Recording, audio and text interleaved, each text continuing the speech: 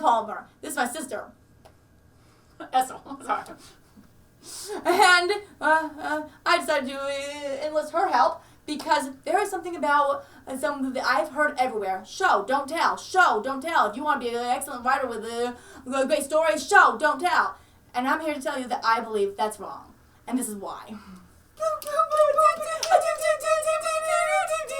Don't tell concept in writing is attributed a lot to Anton Chekhov, who said, "Don't tell me the moon is shining, show me the glint of light on broken glass." And that's a problem, because that light could be from a candle, it could be from the sun, it could be from anything. You kind of have to say the glint of light from something. That's telling and showing. Yes, you do need the emotional impact from the light, glinting of the light of the broken glass, but you also have to know where the bleep you are. Exactly.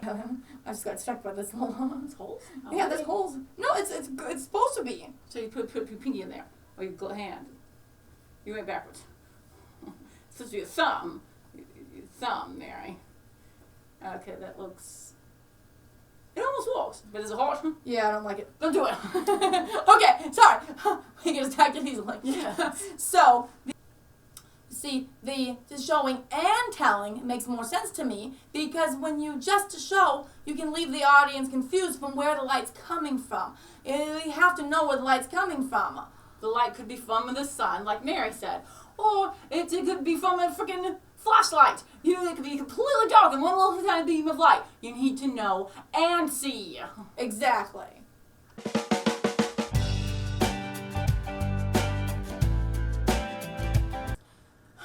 So this is an example of how we need show and tell. If you ever in school when they said bring something to show and tell, you don't just say here's my item and then leave. No, and you don't just talk about it. You show it. Well, this is I'm going to start with just showing. Here you go.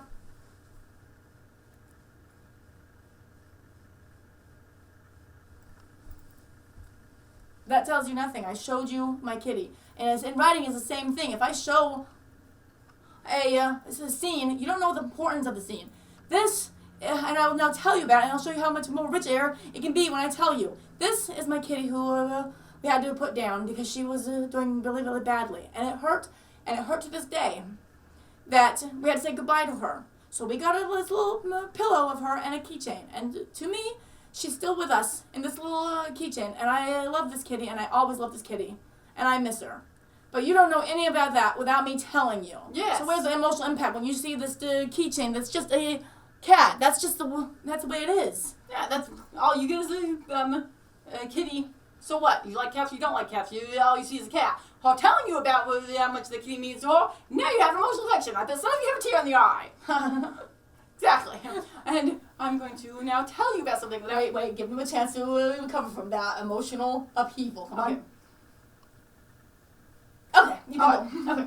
Now, I'm going to tell you about something. This thing is long, and it's made of wood, and it's got lead, and there's many different variations of this thing. There's number 3, and number 4, and number 5. They are softer and harder, and some you can make great sketches with, sometimes you can't. Do you have any idea what I'm talking about? Yeah, because I'm not going to get a pencil. A normal pencil. And so you need the showing and the telling. I'm telling you all the stuff about it. You don't give a rat's tush. You do care. You do, and you're also confused. You're confused as all get out. But now you're not. All right, let's flip on to the next point of show and tell. Yes.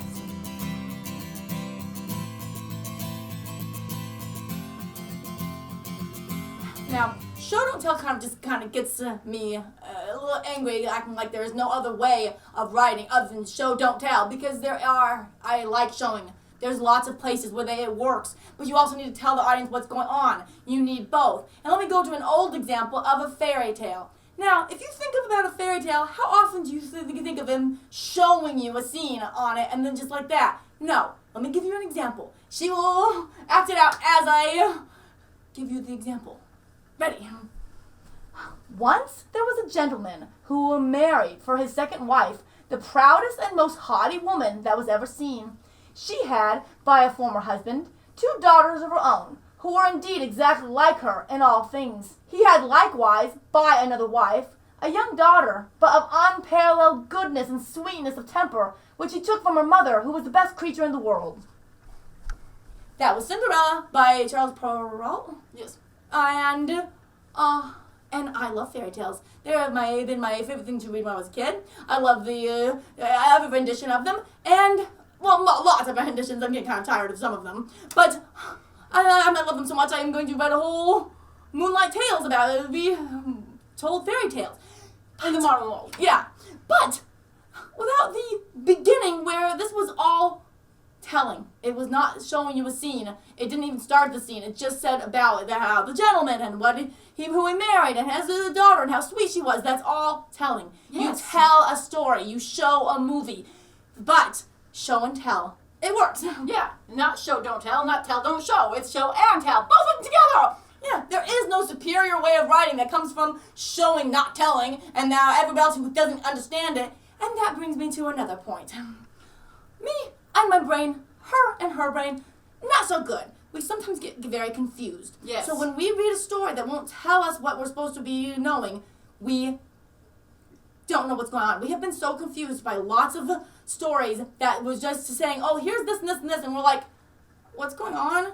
And it made us upset, and it made us miserable. So if they just put some telling in there and telling us what they were supposed to be doing, we wouldn't have been so confused. Yes. And it's not fair. It's not fair to our brains to say that only if you don't understand, well, too bad on you, you don't understand the superior form of writing.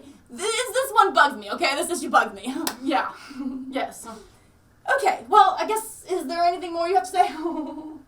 Oh, on this subject? No. Yeah.